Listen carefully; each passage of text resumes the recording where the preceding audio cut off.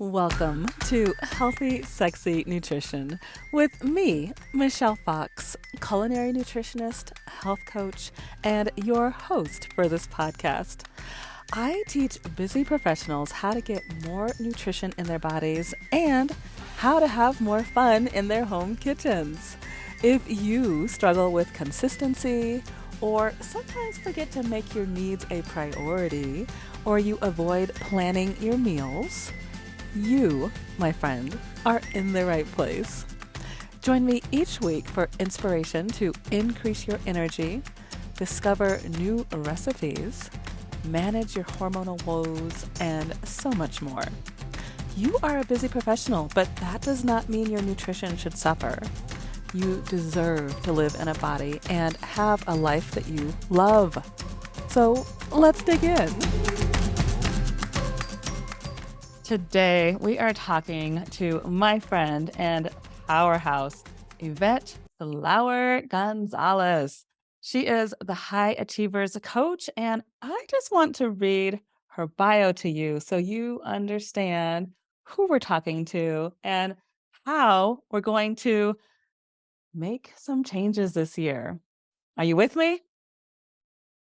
Ivette Gonzalez Flower is a certified leadership coach, a positive intelligence coach, and an experienced top producing sales executive committed to helping high achieving professionals achieve their goals. Yvette's high achieving clients get more done in 12 weeks than most do in 12 months. Yes, let me say that again. Her clients typically get more done in 12 weeks than most do in 12 months. Phew, okay, gotta take a deep breath with that one. We're gonna dig into some of the background around that, so hang in with me. So, coaching provides her clients with the tools to create healthy habits and strategies to maintain the mindset needed to focus on what matters most. Yvette is a recovering perfectionist, AKA my soul sister. She is a high achiever. She is a corporate veteran. She is a Puerto Rican and a mother of three teens.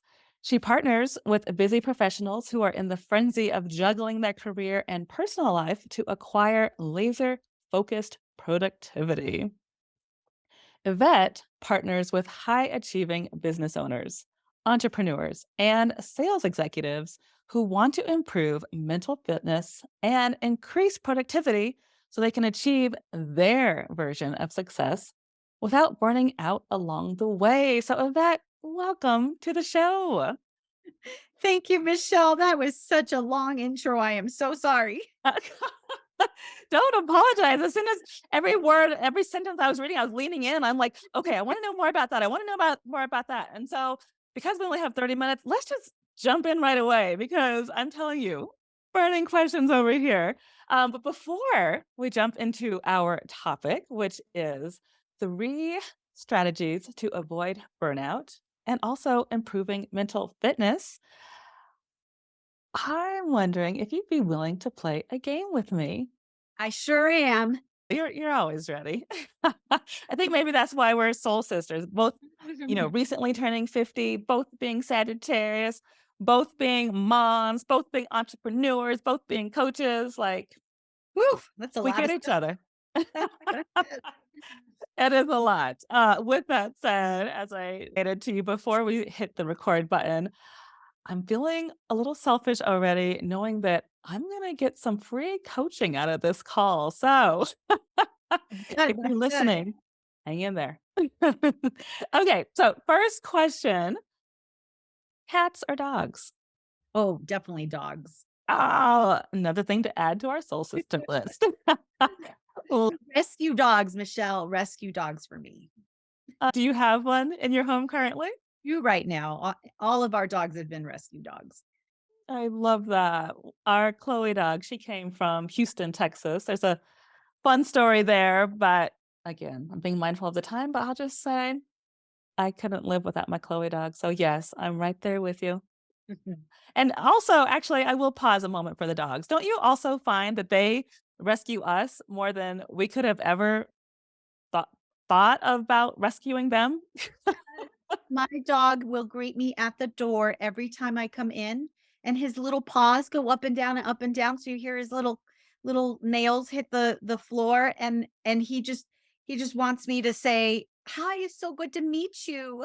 Thank you for coming to greet me at the door, Kai. I love you too." Oh, I just love it. That is the Get that best. from my teens anymore or from my children because 'cause they're teenagers, so I love it that I get it from my dog. Oh my goodness. Yes, I did a recent Instagram post where I did a winky face, but I think everybody knows. Yeah, Chloe Dog is my favorite kid as well because she doesn't talk back to me. All right. When it comes to your flavor profile, would you say sweet, salty, or savory? Girl, didn't you read Puerto Rican on that, intro? I'm sassy. I am sassy, and I think it's funny that my husband married a sassy woman, 20 years ago, and now he's like, "Dude, I why was like, sassy?" I'm like, "You knew I was sassy from the very beginning. That's what attracted you to me." I love it, Miss Sassy Pants. And so then when it comes to flavor though, is it sweet? Is it salty? Or is it savory? I would say I would say a little bit of salty and savory. And sprinkle some sweet in there, as well, because I'm working more on that. I think that is so Sagittarius. It's like, well, you can't put us in a box. Like we want a little bit Yes. of everything. I too I'm right there with you. Okay, favorite movie of all time? all time, Michelle. Um, This is the one that gets a lot of my guests. They're like, I didn't come on this podcast to talk about movies. I came to talk about my subject. I'm like, I want to know. well, I think that would say a lot about somebody to know what their favorite movie was. I laugh because I'm gonna say, like, just one of the kids' movies is The Princess and the Frog with Tiana, and, she didn't wanna kiss the frog to begin with, she wanted to work and achieve what she wanted to achieve, but then she realizes that sometimes it's not always about work, all work, but I just love, that work ethic and showing the girls that and my son too, but the girls that you can't just sit around and wait for things to happen to you, you gotta make it happen, and so I would play that for them all the time, and it's definitely my go-to Disney movie. That is so endearing, and that so applies to our topic today. But before we jump into that, which you can see, I'm at the edge of my chair. I'm like, I want to get in, I want to get in. But the last fun game question is, would you be willing to share a story from a memory in the kitchen in your childhood? Oh my gosh. So, again, this story I love seafood, and the way that it all transpired for me was living in Puerto Rico in a little town called Isabela, and we would drive home in this dark, windy road to get to our house. And on the way to our house, we would see crab coming out of the ocean and walking on this road. And my father said that when I was 5, I said, "Turn on your bright lights, Dad." And so he did, and they would stop dead on their tracks. And then we would throw them in the back of the car and we would go home, and I remember my mom cooking these crab in this big giant pot and not even waiting for it to come out and be cool enough really, 'cause I just we would stand around the kitchen, the island, and just eat crab, and man, it was the the best tasting, freshest crab, and that's where I got my love for seafood, That sounds especially crab. so amazing. Oh my goodness. Do you feel a bit landlocked living here in Colorado? I still get my seafood, so no, I do not. We just ended the new year with getting Alaskan king crab leg. Uh, to our dinner table for my husband and I because the kids were doing stuff. So no, I find every chance and opportunity to do it. And unfortunately, they've been overfished. So I'm a little nervous as to what's going to happen there. Well, I love that resourcefulness and a woman who takes action, which is why you are the perfect guest to talk to us today about mental fitness, specifically mental fitness as it relates to avoiding burnout. I will share with you that a lot of women in my community we are wearing all of the hats, and I know this is not unfamiliar to you. You know, we are doing the child rearing. We are also taking care of our aging parents. We are also taking care of the household. A lot of us are building businesses on top of working in corporate jobs. And I mean, even just saying those handful of things, and there's plenty more, that makes me feel burnout just talking about that. And so one of the things I really love that jumped out to me on your bio is when you talk about your clients achieving their version of what success looks like without getting burnt out. So, can you talk to us a little bit about what that looks like and how we can get there?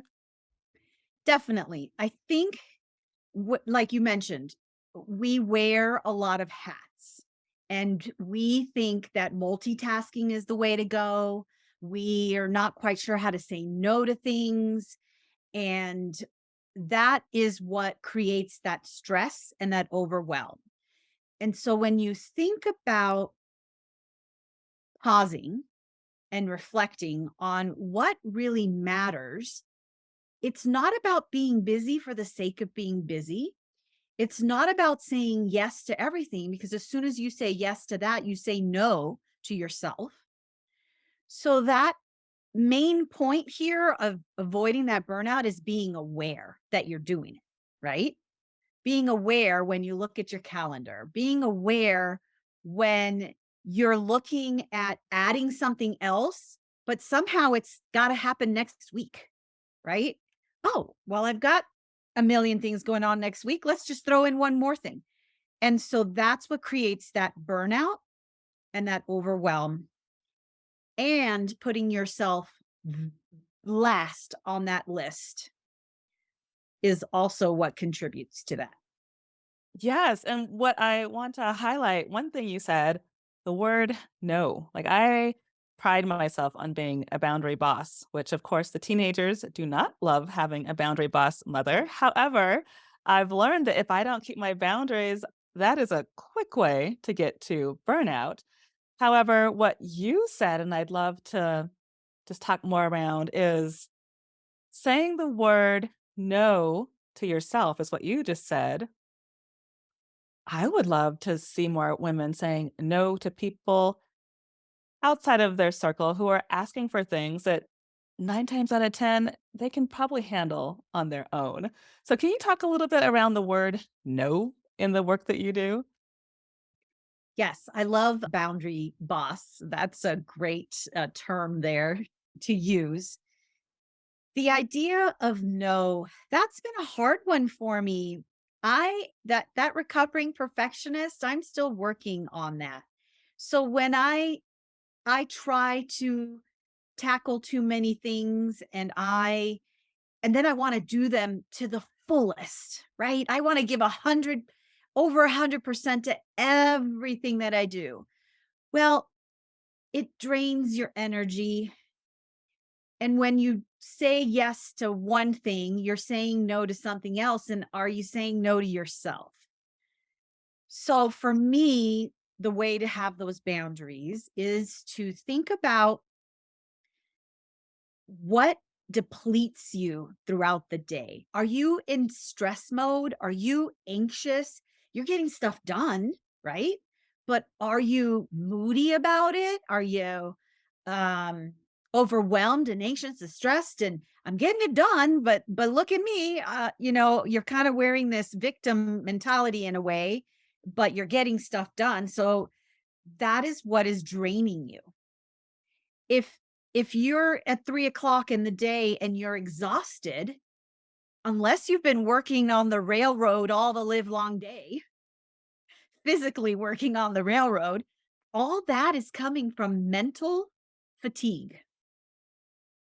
So, how do you stop that? And that's what I love what this conversation is going to lead to when we talk about three strategies. Yes, and I definitely wanna jump into that next. I just wanna add a little hip tip that recently I heard someone say, "I would rather disappoint somebody else than disappoint myself." And when I Ooh. heard that, it gave me full body goosebumps. I feel like, yes, like, I feel like I'm finally at this point in my life, 50 years later, where I can say that is true. I sincerely would rather have somebody else be disappointed than me be disappointed. Because guess what? 50 years now, I've been the one that's been kinda, quietly taking it all in, and it has not served me. And by the way, I don't think it truly serves the other people when we're saying yes when we really mean no. So, as far as strategies, like somebody who's listening right now, I would love to give them some takeaways because they might say, "Yeah, Yvette. Yeah, Michelle. Easy for you. You're studying this stuff all the live long day," to refer back to what you said earlier. But are there 3 just simple things that people can either look at or maybe say to themselves to kinda change some of these habits? Yes, there is. If you think about that awareness piece, that's step number 1. Am I moody and cranky? Like, what is your mode or energy, your modality for the whole day when you get out of bed? Is it, "Oh, I've got this to do, I've got that to do, I," and then your heart races and you're anxious about it and you're stressed and now you're moody and you're snapping at people, and especially our own families, right? We're probably not going to snap at people at our coworkers as easily as we would our family members. So if you're noticing when you get out of bed and you're thinking of all the things you got to do and you're going straight to them, that awareness is key. Okay. The awareness of, am I thinking of this as fear-based? If I don't do this, then all these pieces are going to fall to the wayside. Or I'm the only one that can do this 100% perfectly. So, of course, it has to be on my list.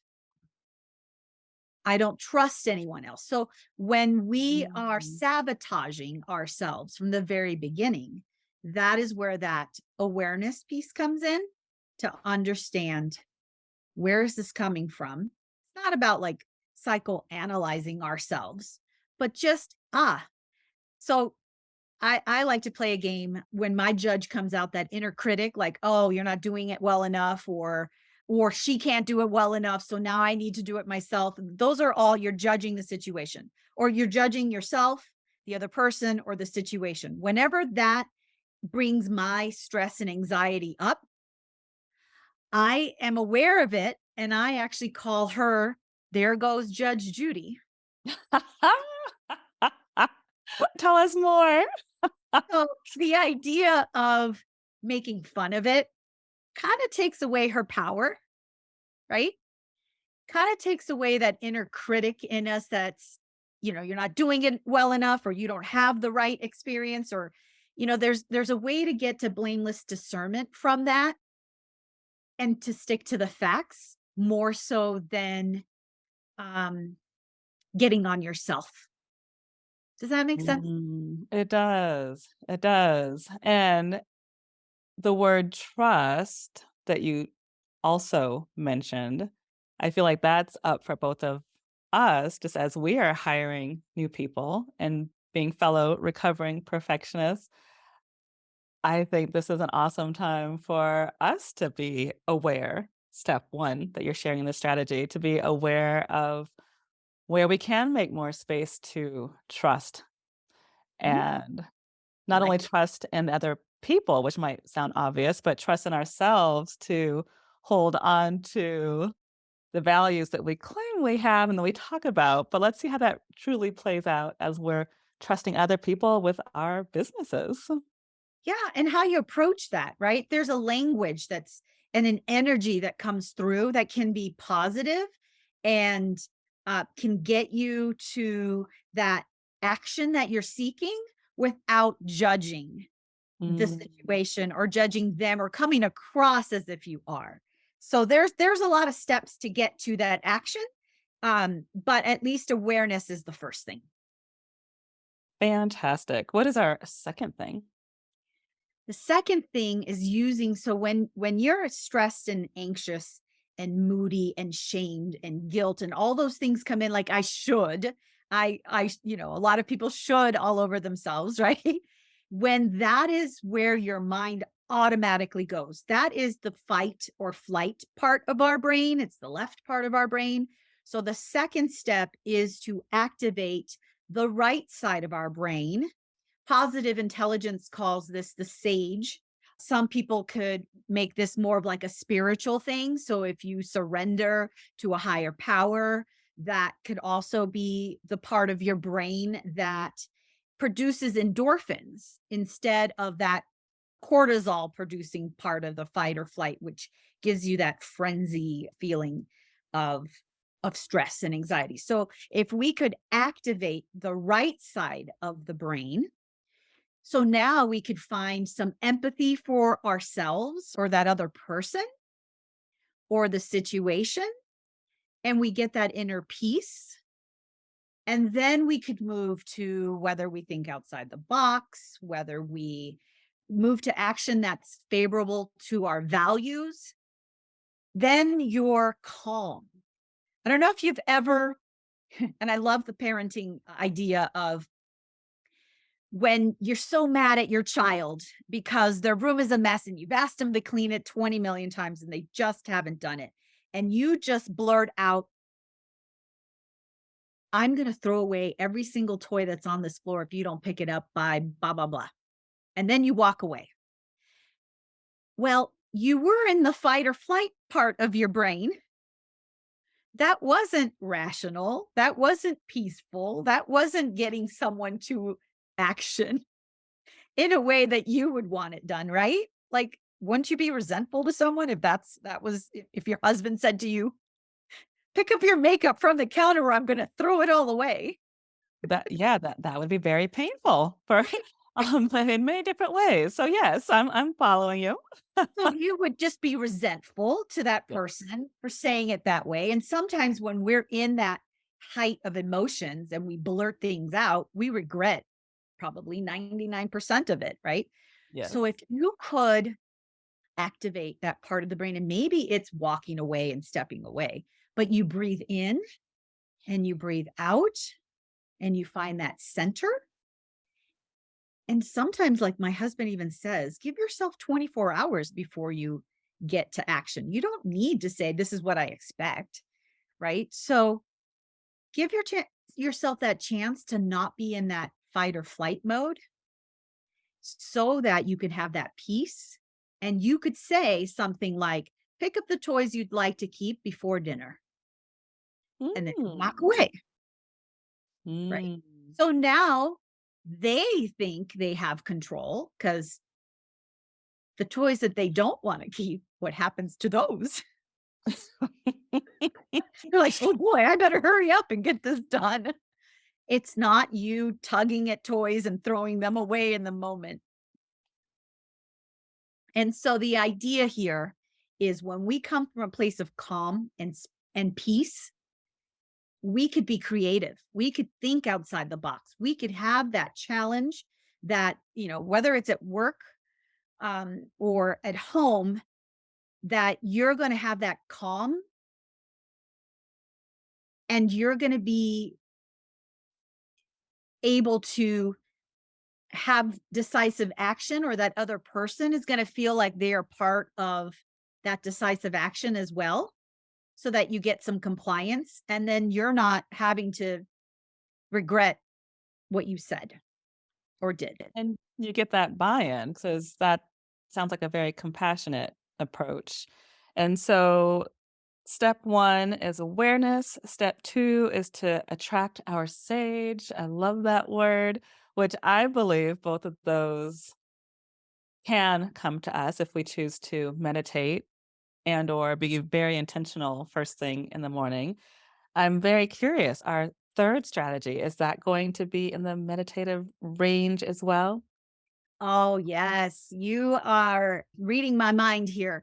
The idea is that self command, that muscle to be able to want to move through that that part of us that is endorphin producing, the part that gets us to that decisive action, and not staying in that saboteur mindset longer than we need to. So think about it this way. And I want to go back to the meditating part that you just said, but think about it this way. When we get so excited about something and we're so upset with ourselves or somebody else, we are putting our hand on the hot stove. Okay. The hot stove is there to tell us, alert, alert, there's something wrong, right? No wonder you were aggravated by something or something that happened, right? There's an alert. But if you keep your hand on that stove for 24 hours, the next day you wake up at 3 a.m. and you're like, I can't believe I said that. I can't believe I did that. Your hand is still there. So command yourself to let go. Put your hand out of the fire.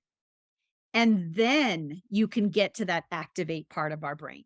So now we have control of how long we stay in that mode of fight or flight. That's never going to go away. We're wired that way. That's the left part of our brain. That's where, it's important to be in that part of our brain. If we do need to get away from something and not think and just go and do, right? So the idea of meditating, I love how you said in the morning, if you can ideally, if you can close the door and set your candle or your diffuser and you have your yoga mat and you're in this Zen mode and you're probably there for 15, 20 minutes, you're like, yes, I'm going to crush my day. Look how I'm starting it this morning. Yes, that works great. But what do you do in the middle of the day when those things arise, when those situations arise? Well, there's a quick 2-minute meditation that you could do. And do you want me to do it? I would love that. Yes, please. Okay, so let's take 2 deep breaths in and again. Now rub 2 fingertips so you could feel the ridges of your fingers as you're breathing. This is using your sense of touch. You can also do this underneath your table or your desk at work so no one knows that you're doing this. So now you're not having to wait till you're in a quiet, calm space to activate that part that meditation does help a lot of us, right? So now you could do it in the middle of that meeting or that conversation that's really getting you anxious. You can also think of how your body feels on the chair, how you're sitting, how the weight is, and you're breathing through it. So this is all about being present minded, right? I love Eckhart Tolle's book on the awareness of presence, or what is it, the power of now. Another thing that you can do is you could listen, use your ears to listen to the furthest thing away. Maybe you hear like a car driving by, or you listen to your breath coming in and out.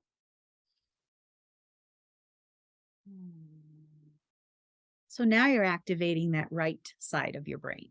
And hopefully some endorphins are coming out and they're producing this in your body. So now you're calm and you're at peace. There's a lot of other techniques that we could do. Those are my top favorites, but you could use visualization, focus on shapes and colors. And I have to tell you, when I do that one, I do that when I'm outside walking and I look at the clouds, and especially the clouds here in Denver, in Colorado. Aren't they just bright and vibrant? But Magical. Yes. when you're really looking at them with this intensity of of that calmness, they become even brighter and bigger and fluffier. Like Mm. you're looking at life with high definition lenses. It's incredible. So this is just a few things. So really it's the idea of being aware that you're being sabotaged, that you're activating the part of your brain that produces endorphins and allows you to think of creative ways to solve a certain problem or challenge. And then it's that self command to get there and not stay in that saboteur mode for longer than that alert. And then you move forward. So I want to role play real quick because I can just feel a client or two that I know fits into this. So are you willing to role play with me? Of course. Okay, you be you. I'll be let me find a fun name. I'll be actually that's not fair. I have too, I have too many friends and clients. I don't want them to think I'm talking exactly about them. Call her, let's call her Christy. Christy seems to be a Christy. popular name. Okay. I like it. Thank you for choosing that. Because then all my friends who are named Christy, they'll know it wasn't me. I'm not pointing fingers at them. So, okay, yes. So, hi, Coach Yvette. Hello, Miss Michelle. Or no, are you Christy? I'm Christy. Oh, hi, Christy. Good morning. Hi. So, I am that corporate mama who has a teenager. He's almost out of the house. I want and believe I need to lose 15 pounds. I've been talking to this coach, Michelle, about nutrition, and yes, she has some great ideas. However, I'm calling you from this corporate table right now, and I'm following your rules. I'm aware that I want to lose the weight. I'm also aware that there are these delicious cookies staring at me that everybody around me is tasting. I am activating my inner sage, and I also hear Coach Michelle's voice saying, "You, of course, can have that cookie, but it's not going to get you to your nutritional goals."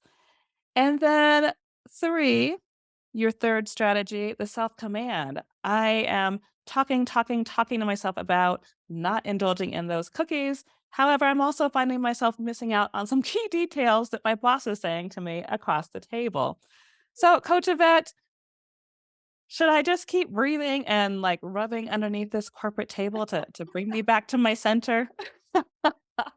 Michelle, my cracks me up. Okay. So, I mean, Christy, I totally understand you have so much going on, especially with the teenager in your world, in your home, who probably likes those cookies and probably likes all those other things, those snacks. And so they're around, right? What I love about that, the idea of that operating system that I just told you about, we could apply this to anything. So weight loss is a good one. Okay. So you have that awareness of, I think there's stress. Like some people stress eat, right? Like sometimes when they're not even hungry. So when you have to stop and you have to think of that awareness, what is that? Is that stress? Are you eating because you're stressed out? Are you really hungry? Right? Like those are the two big things that you have to understand with your saboteur. Um, and what's causing you to want to go jump on those cookies at that time. Okay, so now you know, yeah, I'm stress eating right now. I'm eating this because I'm stressed. So I'm thinking when we get to that sage, when we activate that sage part, I'm thinking Michelle, your coach would say, what can you do instead? Is there water you can drink? Is there an alternative that you could have? Because those are the actionable items that we're trying to get to. But we're not going to get to that sage action item if we're still letting that stress take over. Guess what? Stress wants salt. Stress wants to just throw that cookie in the mouth, right? So that's why we're stopping, we're doing our breathing techniques, and then we're seeing, okay, like you said, you can still do it. You can still eat it. That's about giving ourselves some grace, right? We can't do it all perfectly. So the self-command part of this would be, okay, I'm going to eat it, but I'm not going to feel guilty about it. But maybe I'll do an extra 10 minutes of working out, whatever it is that you've talked to yourself into. Or you have an alternative to what you're going to do. So you can apply those 3 steps to that, to losing weight, to being productive. And it's about working with you, Michelle, is people are going to be motivated and excited and you're going to hold them accountable. But what happens when you're not around? Are they going to slip back into their saboteur ways? Hopefully not if they can apply these steps. So, my goodness, I have so many more questions. I would love to have you back. I know this is just the tippy top of the work that you do with your clients. Thank you so much for sharing it. For my community who is listening and they want more of your genius and more of your beautiful support, where can we find you? Oh, thank you, Michelle. They could find me at iflowersolutions.com. And for anyone that's listening that is interested in finding out more before we do our second podcast, I am putting on a workshop. It's called the Positive Intelligence Training Program. It's a 6-week program, and you get an app to track your progress, to give you some support. We have community support. It's coach led by me. You do a lot of learning and understanding, and that understanding the insights of the new vocabulary or the research. It's all science based. And then guess what? You get to practice, practice, practice. You practice for 2 minutes here, 2 minutes there, 2 minutes at the end of the day, and if you can do it for 15 minutes of the day, your neural pathways to your brain will start to activate and start moving towards that sage instead of that saboteur. So we practice. So for anyone that's interested, I am doing a buy one, get one free. So bring a friend and you get 50% off. So if you're interested, email me at Ivette at iflowersolutions.com, and that will be in the show notes so you know how to spell my name. Fantastic. We will absolutely put all of your links and ways to contact you in our show notes at michellefox.com/podcast. I just want to say thank you, Yvette. Thank you for sharing your wisdom and thank you for being my friend. Oh, you're so sweet. Thank you so much for having me. This is so much fun. And yes, when are we going to do this again? Okay, we'll make it work. I'll have my people talk to your people. Yes.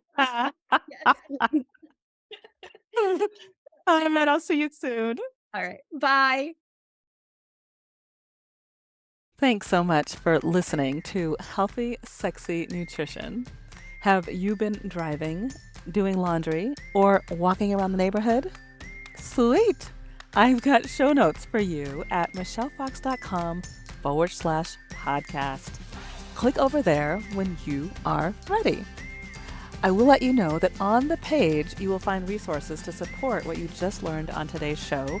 And of course, you can grab some health supportive freebies as well. If you enjoyed this episode, I would be so honored if you would leave a review on whichever podcast platform you are listening on. It will help me with my mission to build healthier communities, one person at a time. Big love from your favorite culinary nutritionist and health coach. And until next week, keep showing up for yourself and know that you and your health matter. You deserve to live in a body and have a life that you love.